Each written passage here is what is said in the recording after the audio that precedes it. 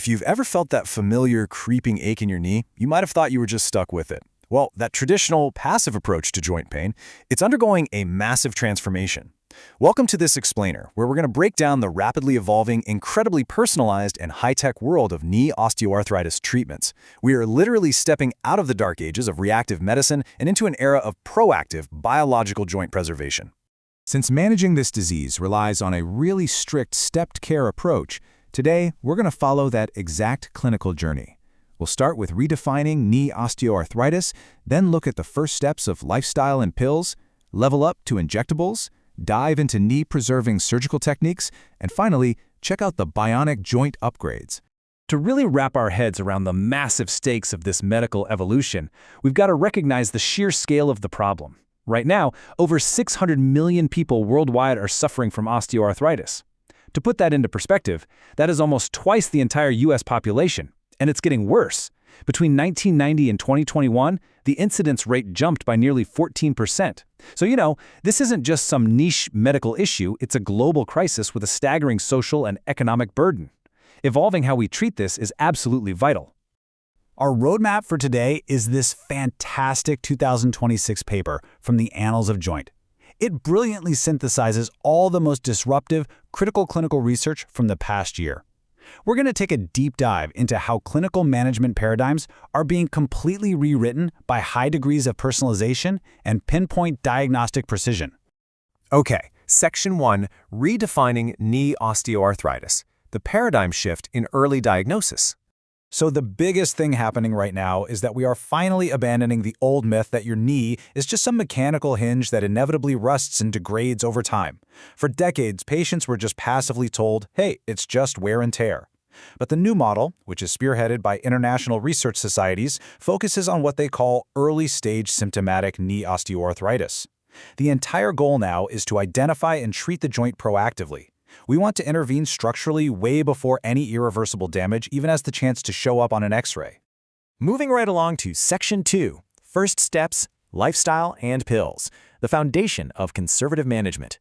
Before anybody even thinks about bringing needles or knives into the picture, treatment starts with optimizing your joint mechanics and bringing down systemic inflammation.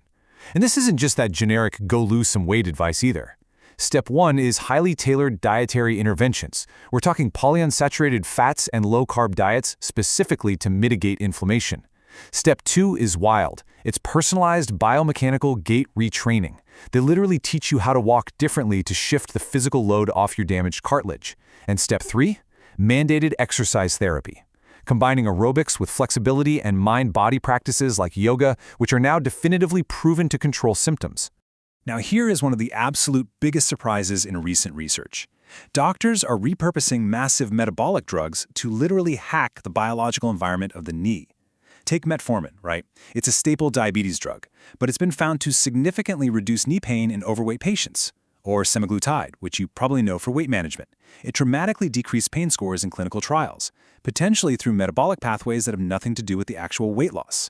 On the flip side, though, drugs like methotrexate are still inconclusive, so they definitely need more study before they go mainstream for this. All right, Section 3, the next level, injectables, localized biological hacking.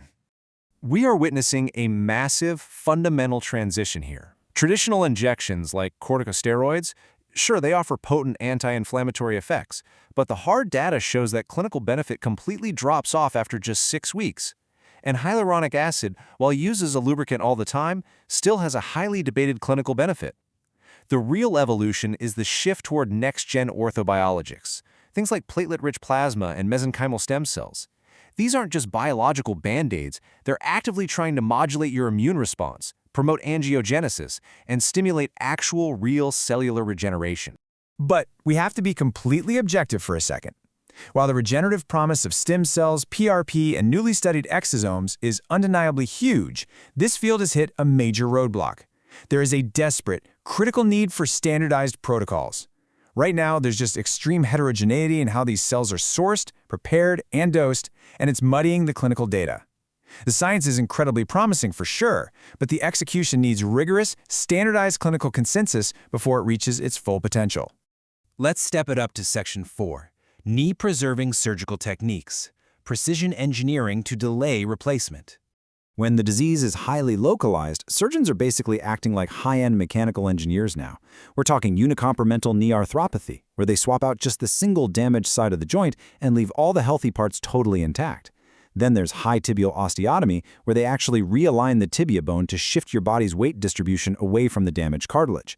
And get this, for cartilage repair, surgeons are now implanting lab-matured tissue-engineered grafts made from nasal cartilage to fill large structural defects in the knee. With all this high-tech, precision surgery becoming so mainstream, it brings up a very natural question for both patients and healthcare systems. Are these expensive robotic surgical assistants actually worth the hype? Like, do they genuinely result in a better joint for the patient? Well, let's look at the data. The reality is that robotic arms give surgeons flawless, unbelievable multiplane bone cutting precision. Your post-op x-rays, they're going to look absolutely perfect. But there is a clinical gap.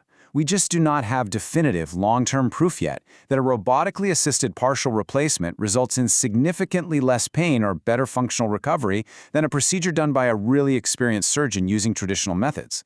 The radiological precision is 100% there, but the functional superiority, that's still up for debate.